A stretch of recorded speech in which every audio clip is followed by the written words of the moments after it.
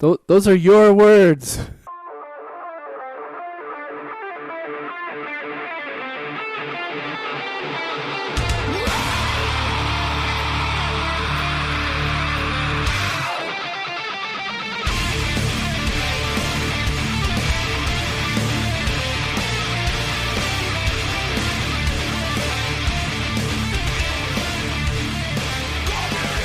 Today is Sunday, February 12th, 2017, and this is episode 183 of the Defensive Security Podcast.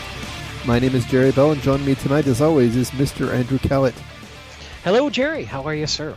I'm very good. How are you? I'm good. I know we haven't talked lately, but somebody had to go bail Bob out of prison in Iran, so that's you true. weren't going to do it. Well, that's true. I've been very tied up protesting for the past 3 weeks. What currently are you protesting? System D. Oh. Yes. How's that working out? It's not going well. Not going my way so far. But I have confidence that Mr. Trump may produce an executive order to ban System D. To ban System D, to reinstate, to make Unix great again. Well, I don't know. You know, who was that big city that made a big splash of shifting from Windows to Linux for all their... Oh, I remember. I remember the story. I don't know who that was. Oh, I gotta find it. It was in Europe, wasn't it? Yeah, but they're planning to switch back. Oh, that's oh man, I gotta find it. Okay, as we're talking, I'll find it. Okay. So just a reminder before we get into our stories, the thoughts and opinions we express on the show are ours and do not represent those of our employer. Who is it? The city of Munich. Munich. In obviously in Germany. Let's see. Politicians at Open Source Champion Munich will next week vote on whether to abandon Linux and return to Windows by 2021. Wow. If city leaders back that proposition, it will be a notable U-turn by the council, which spent years migrating 15,000 staff from Windows to Linux. A custom version of the Ubuntu desktop OS. Oh, sorry, Limux. Windows to Limux, Limux. A custom version of the Ubuntu desktop OS. And completed the move in 2013. Fascinating. The use of the open source Thunderbird email client and LibreOffice suite across the council would be phased out in favor of using market standard products that offer the quote highest possible compatibility end quote with external and internal software. Sounds like they might be having some integration and compatibility issues. Yeah, I would imagine so. Well, there you go. That's how you get rid of System D. Go to Windows 10. Well, good point. Good point. All right. Anyway, so hey, it's been a while. I know we've been busy. Sorry, everybody. We apologize. Some of it's my fault. Some of it was the Super Bowl's fault. Most of it's Jerry's fault. That's very true. Very, very true. You know, sometimes our normal day jobs get in the way. Unfortunately, we apologize. We're sorry. Yep. But we're back. Hopefully, we'll be here. Weekly. I hope so. But my kids have to eat, so gotta prioritize. Aren't they old enough to kick out? Sometimes it's tough. Well, the oldest one will be joining the Marines soon, so yeah. Good. But wait, are you serious about that? No. Okay. No. That was a joke. Well, hey, unless he's listening, and then I'm not joking. Right. Anyway. Clean your room or else. Anyway, time to get into stories. Right. Sorry. Carry on. So our first story for today is from Ars Technica. The title is "It Might Be Time to Stop Using Antivirus." Yes. So this is kind of a retread of a story we covered, I don't know, a couple weeks, maybe a couple months ago. Starts off describing the talk that the Google researcher gave down at, I think it was KiwiCon or one of the conferences down there. Yep. I guess they're upside down when they do the conference. No. They go counterclockwise. Oh, that's what it is. Okay. When they talk. Got it. The slides run backwards too. Interesting. Fascinating. Anyway, so this is another run at antivirus. I'd say the the main critique of antivirus in this article is, again, that it increases the surface area of of a workstation or system running the antivirus engine. And if you look at in history, or especially recent history, there's been a bunch of really critical vulnerabilities in a couple of notable antivirus engines. I think Symantec was one of the recent ones. And in the article, they point out that from the perspective of a software provider, not antivirus, but just a general software provider, you kind of have a love-hate relationship with antivirus, because a lot of times your application, it crashes, is unstable, or runs really slow, and it's in some way, shape, or form, the fault of the antivirus. And so there's, I think what they're trying to impress is that antivirus is kind of, evil and should just go.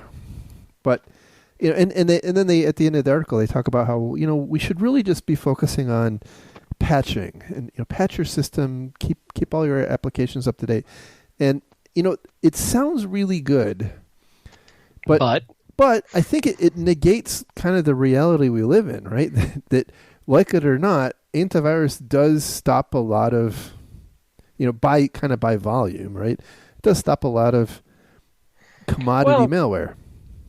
We like to live in the pocket cases when it comes to IT security, right? We like to go for the sexy nation state attack, O-Day. Wow, look at this new awesome attack, and we like to live in that space. But that's not the common attack that most people are seeing. And shifting gears a little bit, these guys too are talking about how AV is impacting their ability to do their specific goal that they have.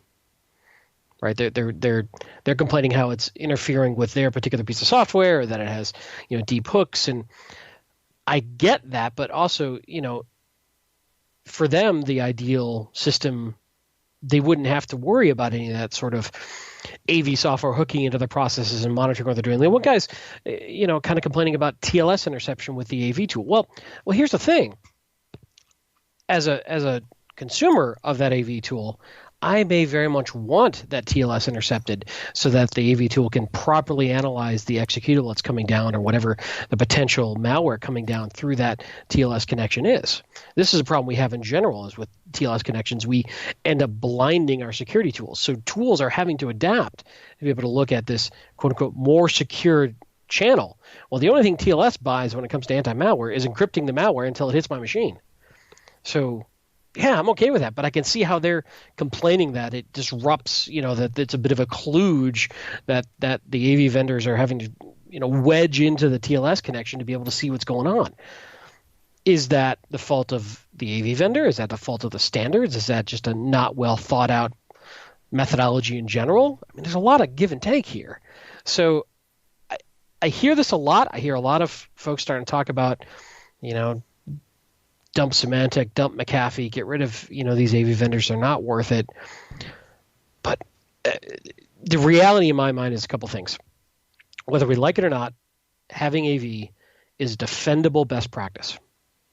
And if you get popped in an enterprise and you're not running AV, no matter how right you are, you're not going to win that fight in the court of public opinion. Oh yeah, that is for sure.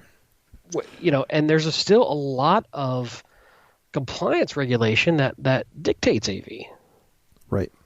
Hell, I've gotten into debates with QSAs in a PCI environment of whether certain brands of AV were good enough or not, which was kind of an interesting debate.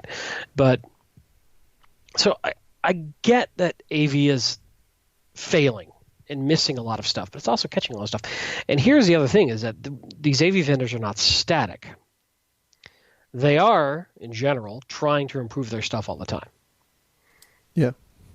And for me, in a defense world, having a client out there on an endpoint that I can push an update to is a hell of a lot more useful than some other kludge that I might throw at it when I'm trying to clean something up or stop something. Yeah, that's been, I'll tell you, other than stopping the commodity stuff that it can catch, which has value, it's debatable whether the value is worth the price you end up paying for it. But Right. What you just described, I think, is a really significant value proposition that people need to keep in mind. That this is one of the frontline things that you will be using when you have an outbreak in your environment. And for better or for worse, if you start to be overrun by malware, you're going to be working with your AV vendor to reverse engineer the samples you're getting and pushing out DAT files as fast as you possibly can.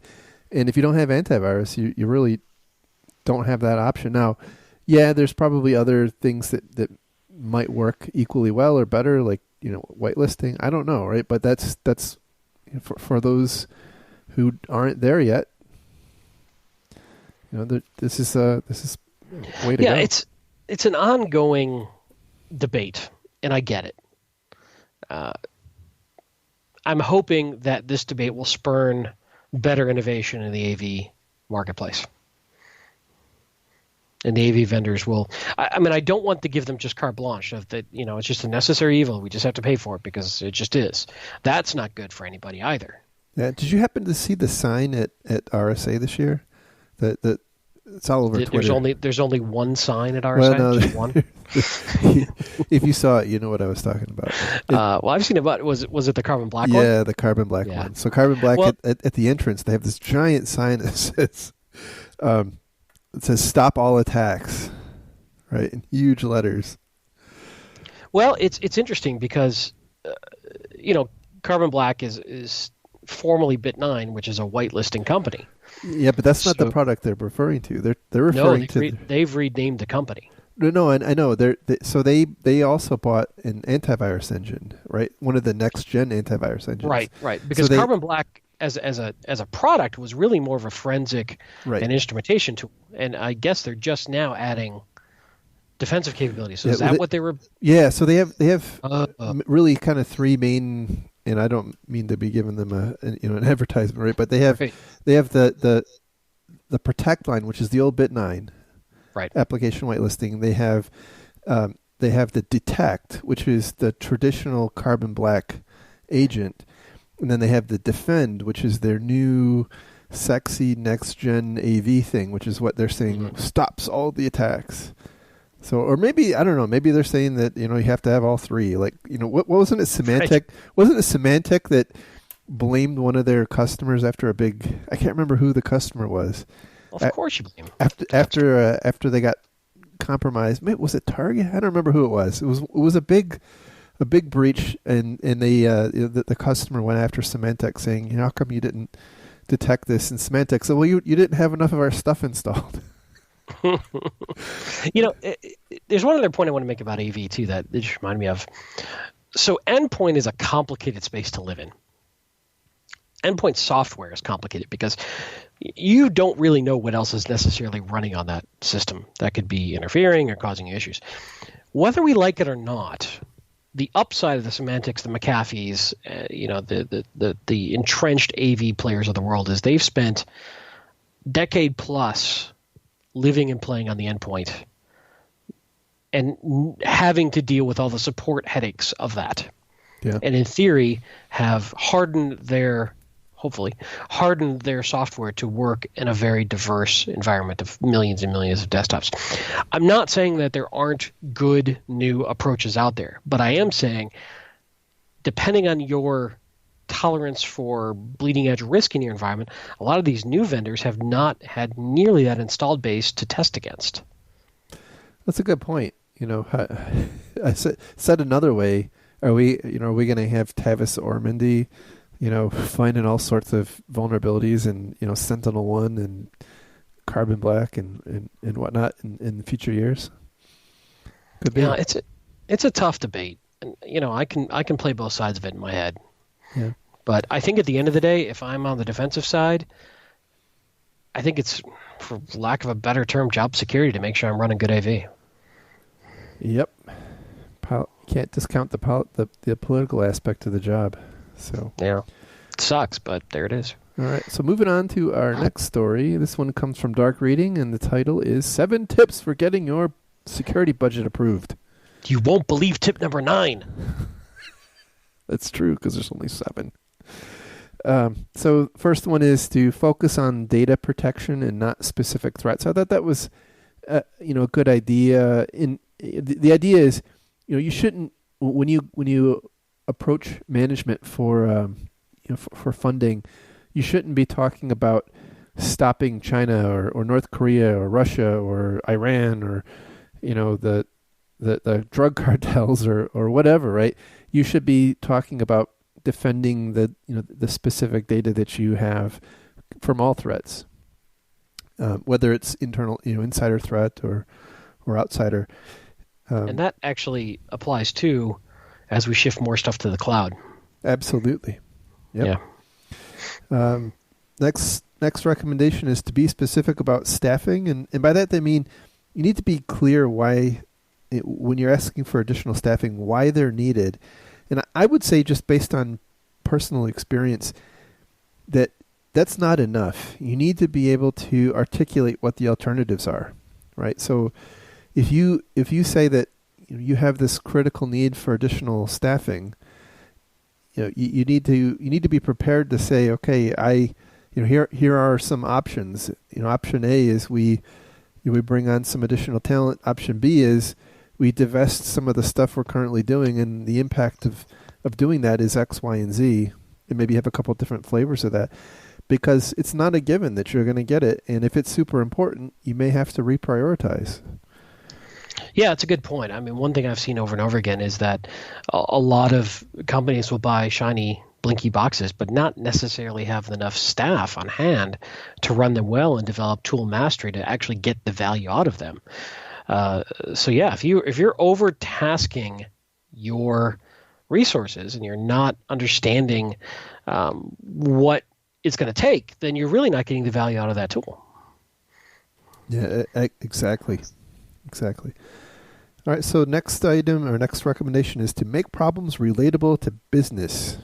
And so they give an example about, rather than talking about an alert of anomalous activity on the network, you should describe that, Joe normally accesses 5 to 10 records a day, but yesterday he accessed 50,000 records.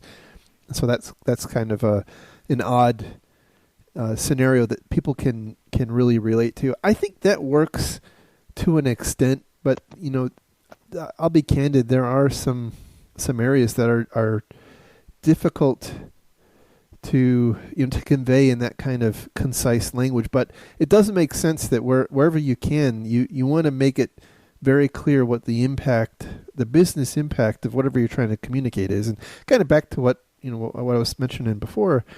You want to be able to, to say, if we do X, it's going to cost us, so much money. If we don't do it, here the amount of widgets we would have to make to cover the potential losses, whatever. So right. So that it's really very very tangible. And that's, I think, how business leaders really often think about things. Yeah, I would agree. The other interesting challenge with doing baselining and looking for deviations is, what if the bad guys are already in your environment when you start baselining? Huh? That's a good point. Not that you still shouldn't do it, but that always makes me chuckle. Next item was know where your data is. And they talk... Yeah, I do. China. It's in China. It's all encrypted. We can't get it. We can't open it, but I know where it's at. They say to think about data like money, and if you think about it in those terms, you would want to make sure that access to the money was limited and that it was monitored by cameras. And I think that's true to an extent. Where that really breaks down is that you can't really copy money, right? And so the analogy works to an extent. You know if some money is missing from the vault, right? You can do reconciliations. You really can't do that with data. You can't tell that that there's 1,000 copies of your customer file floating around right. your company. So that, again, that kind of breaks down. It is important for you to know where your data is, but I'm not entirely sure. This is a perfect example of trying to manage access to your data, coming into conflict with people needing to get their jobs done. And so let's say you have a really controlled, clean environment where people access data and need to work on it, and then maybe it's, I don't know, let's say it's health patient records. And again, I'm not a HIP expert. I'm just saying in general. And then somebody needs to get something done, and it's too difficult to do it in the system provided, so they copy a bunch of stuff to their local box, and they build an access database so they can make their boss happy to get something done. Well, now that data is floating around on their personal machine. And they're just trying to get work done. That's a great example of where InfoSec has got to be able to understand the user impact of what they're putting in place for security, because if it's too onerous, people are going to find a way around it. Correct. That's right. And there's actually something coming up in that vein too. So they talk about considering benchmarks, but do so with a grain of salt is the next recommendation.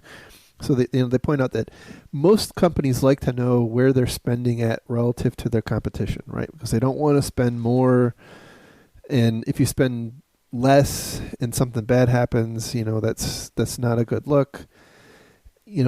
But they go on to point out that it's not necessarily a great way to think about things, because what if they're doing it wrong? What if your competition is not doing it well? And so that I think that's a big challenge. And I do know that benchmarking is a huge thing in the IT department of many companies.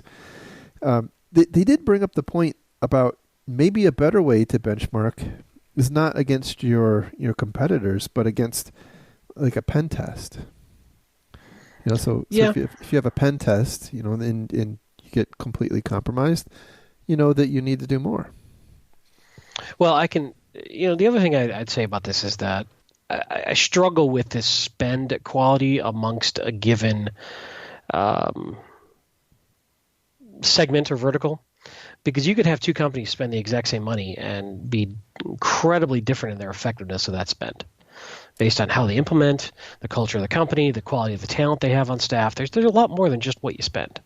Well, yeah, and how IT heavy they are. What kind of are they? Are they Linux or are they Windows? Or are they mainframe? Or are they SAP? Or are they Microsoft Dynamics? There's a huge variance.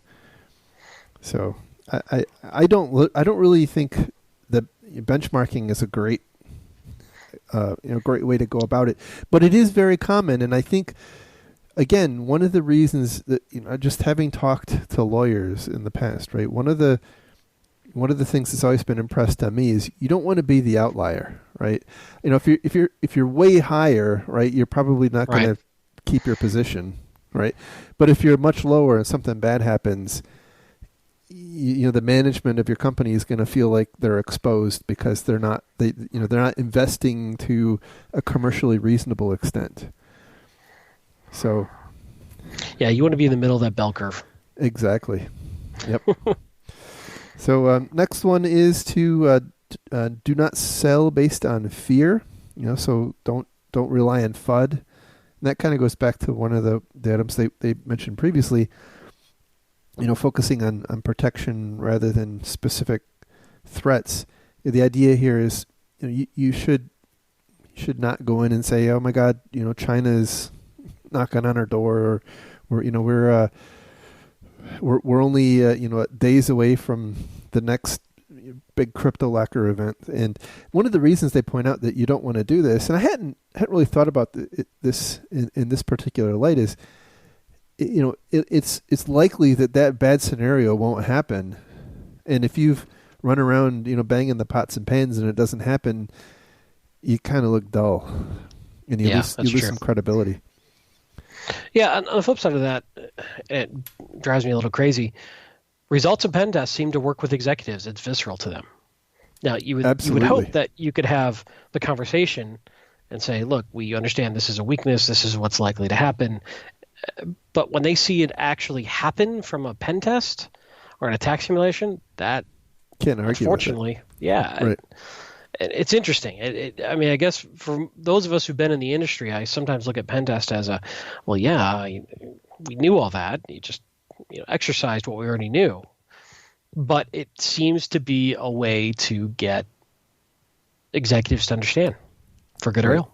Well, I think it's a more, right or wrong. I think pen tests are a flavor of selling based on fear, Yeah. right?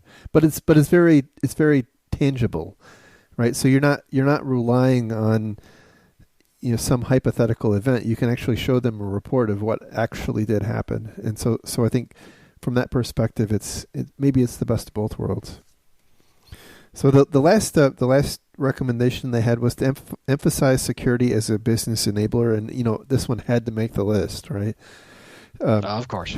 So the idea is you don't want to come in and sell your security program as as overhead. You want to sell it as an enabler, and how if they invest in your program, right, that investment will do things like drive automation and reduce cost and enable new IT programs or what have you. But by the way, that kind of says that you have to be thinking about your IT security strategy in that light, right? Mhm. It's not just you have to be able to actually say this with a straight face and have a plan to make it support the business and be a business enabler, and that's not a simple thing. I've got one more on my side of this article. I don't know if you don't see the 8th tip What was the 8th tip? of getting your security budget approved. Yeah. Wear pants in the meeting. Oh, damn it! That's been my problem all along. I was wondering because I did all these 7 and I never get my budget. Now it makes so much sense. We were all trying to figure out a way to tell you. All right, so moving on. This next one is this is pretty cool. This comes from the Australian Signals Directorate, and I think we've talked about some of their stuff in the years ago. But they released an updated version of their top 8 security controls, and I thought it was worth covering. So the ASD I think is kind of the equivalent of the U.S. NSA type organization, But with cooler accents. but with much cooler accents and kangaroos. And kangaroos, that's right. Yeah, I mean the NSA can't. They don't have kangaroos, so. Yeah. Well, anyway, so anyway, they maintain this list they call the Essential 8, and by the way, they've actually had what they called their top 4 in the past, right? And they in time gone by, they claim that if you implemented their top 4 controls, that addressed 85% of the compromises they saw, right? So just the Right. top 4, you knocked out 85% of the breaches. So we'll go through them one at a time. That their number 1 is, and this is one of the top 4, application whitelisting. Sure. Agreed. Number 2, also in top 4, is patch your applications. Right. Mm-hmm. Number 3, disable. Oh, go ahead. You know what I would say is patch your applications quickly. Yes. I think is there. Yeah. Yeah. That's anyway. Go on. You're right. Number 3, disable untrusted Microsoft Office macros. Not a top 4, oddly. Not a top 4, but there it is. Mm-hmm. Number 4, user application hardening, and by this, because it's not necessarily obvious by the name, they mean things like uninstall Flash Player, disable Java or make it so Java's not running in your browser, that sort of stuff. Number 5, which is not a top 4, restrict administrative privileges. I will tell you that I think, obviously it's still in their top 4. I think this one is is becoming less prominent. I mean, I'm seeing more malware that doesn't rely on administrative privileges. Right. So, or it's, I've also seen a lot of attack demos where it doesn't matter if they have admin rights. Still gives them a foothold, and then they can start looking at escalation possibilities from there. Exactly. Yep. Yeah. So, number but 6. Hey, still, it makes it tougher for them if they don't have admin right off the bat. Oh, I agree, and I think if you don't have admin rights too, you may have a lower opportunity, right? So people can't install software. Right, exactly. You're less likely to have silly mistakes being made by people who just accidentally do something. Right. So number 6, patch operating systems, and again, patch quickly, right? So the number 2, this was the last top 4. So this is the number 2 was patch your applications, right? And this is patch your operating systems. And then the number 7 is multi-factor authentication. So again, defeating credential theft. And then number 8 is daily backup of important data. And boy, that number 8 is becoming really important these days. So to break it down, just because it was a lot, the top 4 are application whitelisting, patch your applications, patch your operating systems, and restrict admin privileges. Right. And then the other 4 that are taken to the next step is disable untrusted Microsoft Office macros, user application hardening, multi-factor auth, and daily backup of important data. Yep. So, and by the way, they have the ASD has a bunch of really good stuff on their site. So, might want to take a look at the link here and poke around a little bit. So, moving on. I mean, these all make sense to me. Fundamentally, all these are a factor of having enough automation in your system, the right tools and people, and the capability of doing this stuff. Disabling, taking away admin rights, great, but that's going to put a load on your help desk. Application whitelisting, awesome, but you've got to have the right tools and know what you're doing with it. You can really shoot yourself in the foot. Right. So these are all great ideas, but they're not resource free, and that is the key. Correct. But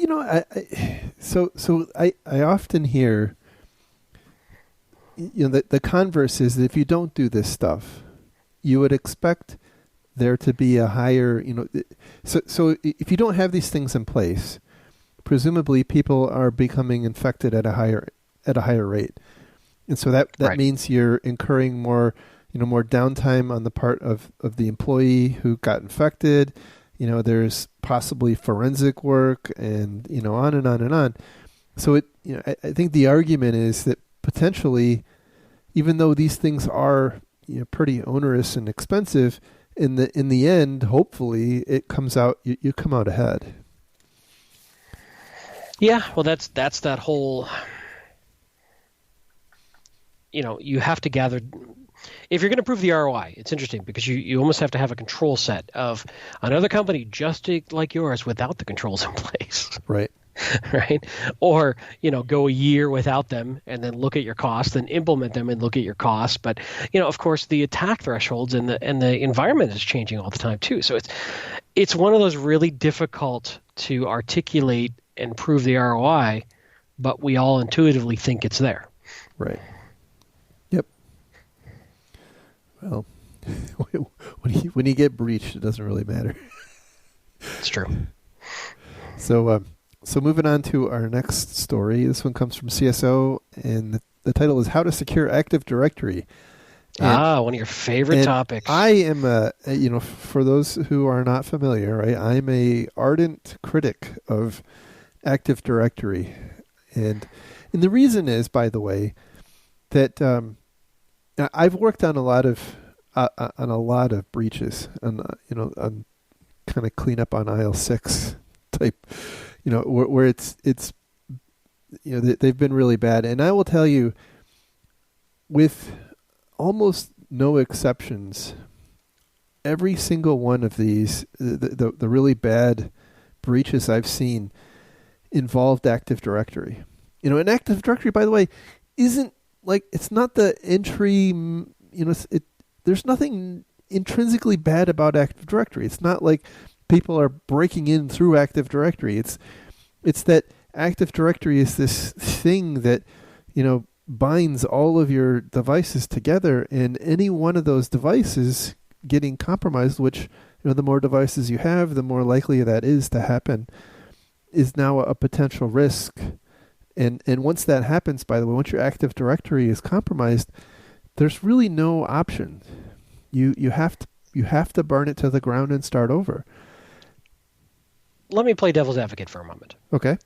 The upside of Active Directory is that I've got much better centralized configuration and control over my environment. Absolutely. So I can push out things like security settings and GPOs and manage passwords centrally and all these things that are best practices that I couldn't do if I didn't have that central point of automation and management and control. Can it be used against us? Absolutely. But net used properly, I think it's a benefit over a drawback. Because I've seen environments where I've got a bunch of servers that are not connected to AD that are off, not getting patched and not being managed and not in asset databases because they're not in AD. And I think that's even more dangerous. Yeah. I see what you're saying. The problem is, again, it comes down to if it's properly managed, right? But, so the question is, how many times have we seen a breach not happen because AD helped? Well, you don't know that, right? You're the first responder to a bunch of car accidents, right? So you're like, man, cars suck. or yeah. As these seatbelts caused all these contusions to their chest. Well, yeah, but no, it's a fair point. I don't know. I think it comes back to it's a tool that can be used for good or evil, depending on how we run it properly, right? If we run it properly. Yeah. So let's go through these recommendations they have here. So the first one is to assume breach, and they point out that according to some studies that they don't reference, between 2 and 7% of workstations in an organization have malware at any given point in time. That actually seems low to me, to be honest. Yeah, I suppose it depends on what your definition of malware is. Exactly. I was just going to say that. Yeah. Yep. So the point is, you should assume that you have hostile endpoints, which I think would help address a lot of my concern. But, again, there's not a lot of context. They don't, it's kind of a platitude, right?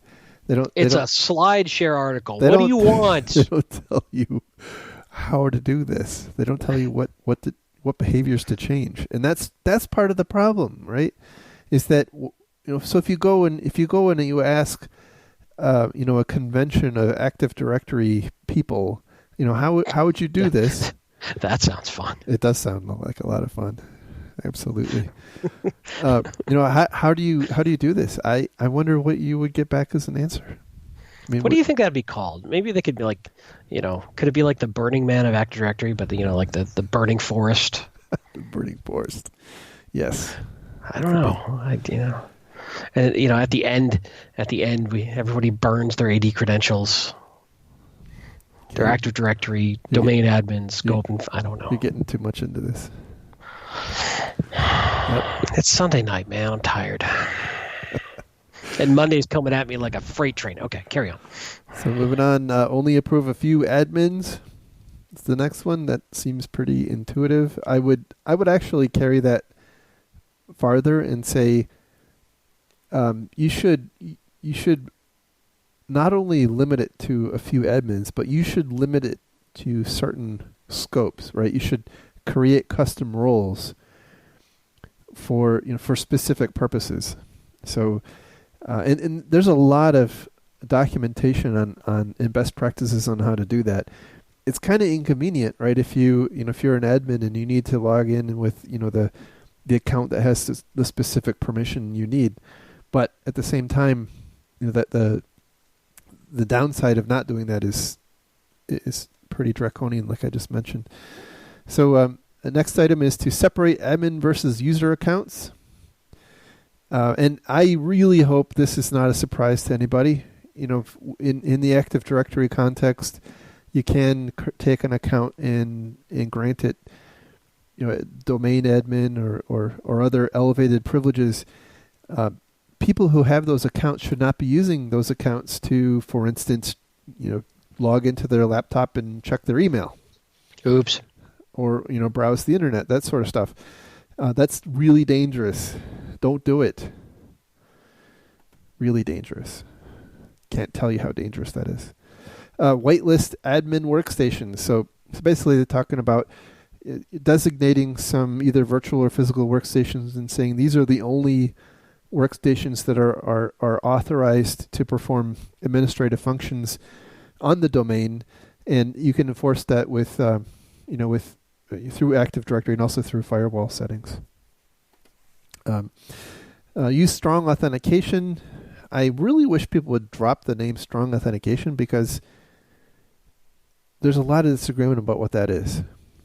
I worked at a company who called strong authentication, any authentication exchange that happened as long as it was encrypted, right? And so, so the problem is it's words matter. If you're saying you got to use two-factor authentication or multi-factor authentication, say that. Yeah, they do in the details. They do, and I know. Use a SAW, which is the Secure Administrative Workstation. I guess this kind of relates back to the one a little bit ago, that the workstation that you are using to perform these administrative functions should be purpose built, or they should be for the purpose of performing administrative functions. They shouldn't be checking their email. They shouldn't be browsing the web. This should be a separate thing for administering the domain. Next, again, related, block internet access for administrators, so that those secure administrative workstations should not have access to the internet. Hopefully, the reason why is obvious, because if that gets compromised and it is beaconing out, being controlled remotely. Well, also so many drive-by download attacks and web browser attacks and all that jazz. But again, this goes back to the problem we always have, which is this is making life less convenient for admins. I agree. And it slows down their job. And there's a trade-off in usability, efficiency, and security here. I'm absolutely there with you. And then I'm not, people I'm not disagreeing with the recommendation. I'm just saying that there's a cost. Yeah, people will say, but Jerry, our people, they have to go home at night, right? And so what do we do then? Do they have to take two laptops? At one point in my career, I required some people to carry two laptops, right? And I had a complaint filed against me because I caused back problems for carrying multiple laptops, right? So I get it, right? But that's the complaint. That's the complaint that sticks in your head. Of all the ones that have been filed against you, that's the one that you remember. Yes. Wow. I'm just not talking about the other ones. All right, that's carry all. on. So anyway, I'm sympathetic to the point, but again, the downside is horrific, and it's one of those deals where you don't really understand how bad it is until you have to completely burn down your Active Directory and start over. But let's take a step back. What is the likelihood of that actually happening for the average company? Is that a pocket case, or is that a 10 percentile, 20 percentile, 30 percentile? Because if it's a 1 percentile issue, I don't know. I got bigger fish to fry. If it's a 20 percentile issue, now I start to care. Because do your admins browse the internet? You're the fire department showing up after the house burned down. So all houses must burn down. Well, there's a lot that aren't burning down. Yeah, I hear you. I hear you. Well, and I'm not saying you're wrong. I'm just saying you might not be right. So what are you saying?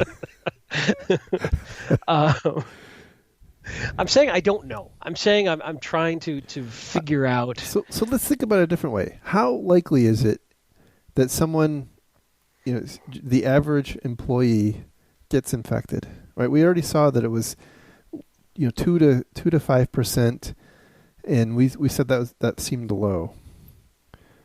right?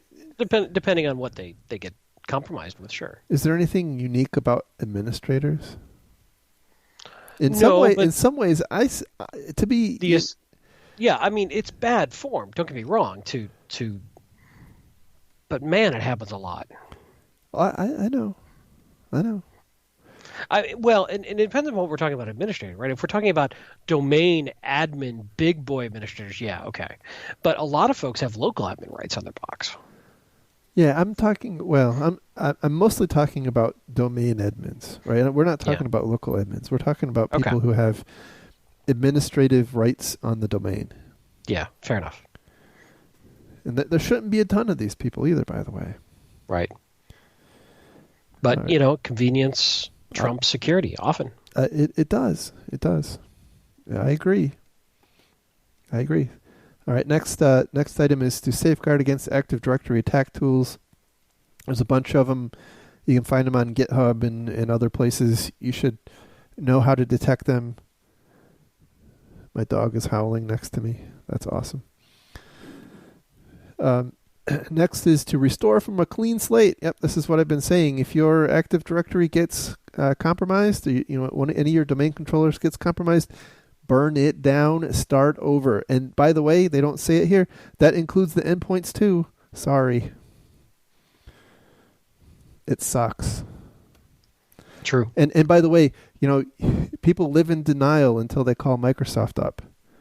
And then they hear it from Microsoft. And I bet very few companies actually do it. I think you're right. That's playing with fire too, by the way. There is a million and one ways to establish persistence. All right, next one is to build an isolated admin enclave. And this is again going back to the same deal where accounts and systems that have administrative rights need to be segregated from the normal population. They should be on separate networks, should be in separate groups. They should be completely separate and isolated, not commingled, so that you don't have some of the problems we talked about. True. All right, and then the last story we have is yet another story in the continuing saga that Securosis has going on about the disruption that cloud computing is having on IT and what the impact is on security. Let me just say, I think this is important. Absolutely. I think this really matters. And I think the more I think about this, the more I think they're right. And I think we all need to be paying attention to this because I do think it's going to change a lot of things. Oh, absolutely. And so the title is again, it comes from the Securosis blog. And the title is Tidal Forces Software as a Service is the New Back Office. And they point out that, and this, by the way, is, I suspect it's becoming increasingly real for a lot of organizations. It no longer makes sense to run your own mail server, right? And it's becoming less likely that you run your own file server. And you probably don't run your own HR server or your own ticket server or your own ERP or CRM, or other kinds of servers, because that stuff is become so commodity that it's super difficult to justify the expense in every dimension of running it yourself versus pushing it to a provider. And this goes back to Business Theory 101, which is don't do things that aren't your core competency. Exactly. Your core competency is not running Oracle, right? Right. Unless it is. Unless it is, right. Unless you're a provider. Focus, right. But, Salesforce's core competency is running CRM. Exactly. Now, the flip side is customization and uniqueness and that sort of thing, but that's a different conversation. Right. And so the point of this article is talking about the kind of the sea change that is happening to IT security as a result of this back office change from inside the data center to a collection of SaaS providers, and and this is a very major shift, and I suspect most of us, whether we like it or not, or have actually seen this. I mean, almost all of us outsource at least one of these things, right? And it's gonna, it's not gonna come back, right? These things are not coming back to your data center. Yeah, that will become the rare exception in a weird company 20 years from now. Yes. So anyway, the point of this is talking about some of the changes we can expect, and one of the interesting points is, that they're talking about how this shift will hopefully be a net gain for security, right? And they outline a couple of reasons, and one is that, again, as we talked about, you're outsourcing these back office systems to an organization whose core competency is to run that thing, right? And so they have the economy of scale, and by the way, they we'll get to this in a minute, right? But they have the economy of scale, and they can do it better than you. It's just the way it is. Now, flip side, Dyn. Correct. DDoSed, took down the entire organization, took down a ton of companies at once. Centralized risk. Absolutely. But even that being said, don't think it's going to stop this. Absolutely. I will tell you a lot that I believe, and I can't speak authoritatively on this, but I believe that a lot of regulators are worrying about the increased concentration risk. Yeah. Of organizations moving in this direction. And by the way, that kind of makes sense, right? Because the Dyn did happen, right? I mean, that is a real thing. But I go back to my argument we were having about AD. Is that a 1 percentile risk? Is it a 5 percentile risk? Is it a 20 percentile risk? Yeah. And I think we don't know yet. Well, and so this is the one of the big points they bring up, that we don't really have a good way to perform a risk assessment on these providers, right? There isn't a great way to go and assess the quality of a provider. They kind of give a rule of thumb to say, the larger providers tend to have a lot more to lose, and so probably will do a bit better of a job, whereas the smaller providers tend to be more interested in gathering market share and adding features, and so therefore maybe skimping on security in favor of growth. So don't know. That's their words, not my words. No, it's true. Jumping ahead a little bit in the article, though, what I'm seeing is our data is moving back from our data centers, from back behind our firewalls and our IDSs and IPSs and DLP systems and all this stuff we've wrapped around our data. It's moving out to cloud providers. Yes. And changing the entire concept of how we do security as a result. Correct.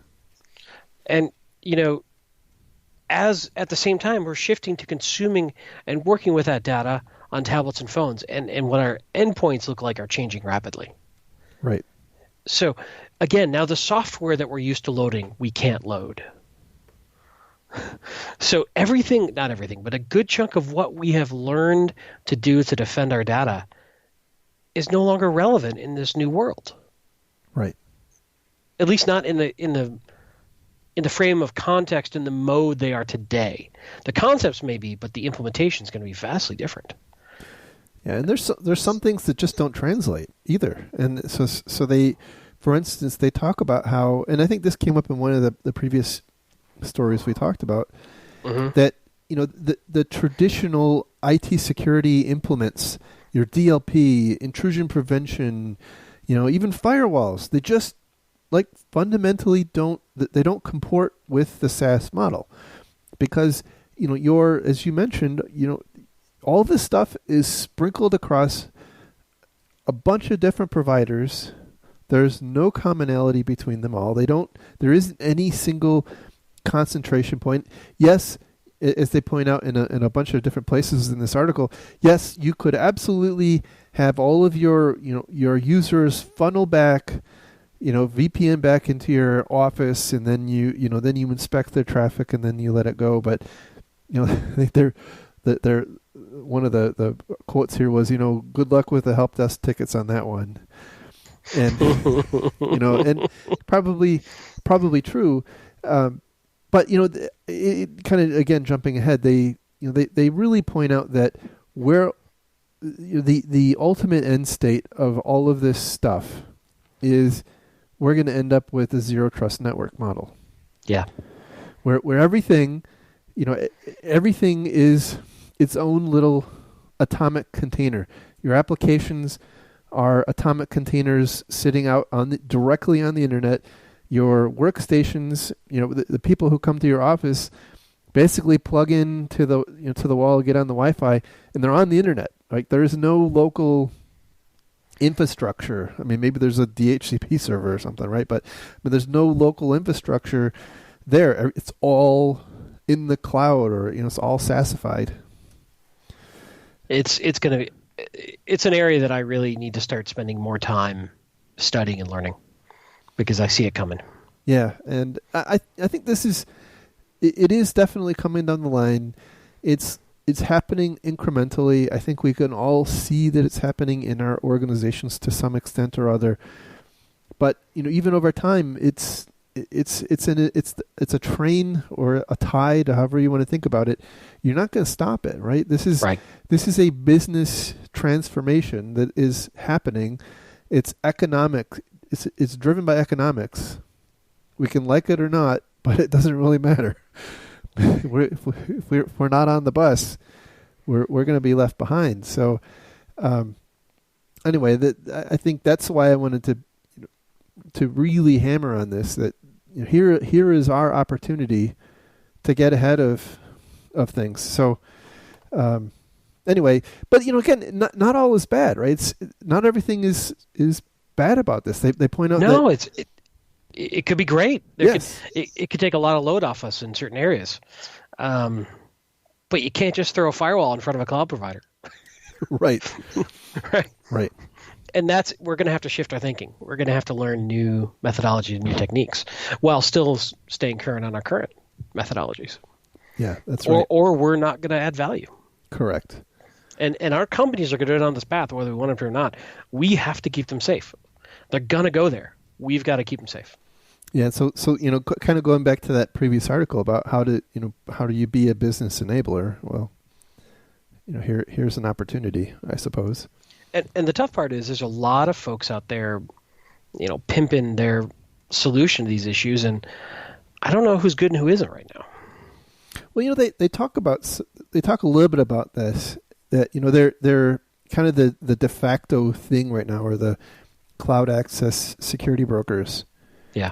And it's an emerging thing, although they've been around for a while, right? The problem is that there's not a big harmonization between the capabilities of those and the capabilities in particular of the SaaS providers, and they really point out that if you are going down the road of wanting to use something like a cloud access, a CASB, you need to make sure that your providers support that. They have the right APIs exposed, that they can support it and whatnot. So that's really, again, from a security perspective, these are the kinds of things where we can add value. We need to understand the big picture and how these things fit together, and how do we determine if one provider is better than another. So I think these are the things that are incumbent on us to learn about as we're making this transition. So, great article. I don't think this is the last in the series. We'll keep talking about them as they come up. But all I can say is, if you're not already in the boat on this, you really need to start paying attention. I would agree. And it's rare that we're that authoritative, but I think this is pretty clear what's coming. Yeah. Anyway, so that is it for tonight. Hopefully we'll be back next week. Can't promise it, but damn it, I'm going to try. Again, thank you to all of our Patreon donors. Can't say thank you enough. If you want to find links to the stories we talked about today, go to our website at www.defensivesecurity.org. If you want to follow the show on Twitter, it's at DefensiveSec. You can follow Mr. Callett and his fine antics on Twitter at Lerg. That's L-E-R-G, for those of you who don't know. And me on Malicious Link. By the way, Jerry has over 10,000 followers, and I have over 3,000, and he reminds me of this on a daily basis. I'm not begging for followers here. I'm just saying it hurts. That's true. I taunt him. Like, every couple hours, I'll send him a text message. I'm sure this has nothing to do with the fact that he posts far more interesting things than I do, but it still hurts. Anyway, thanks a lot, everyone, and we will talk again soon. Have a great week, everybody. Bye-bye. Bye.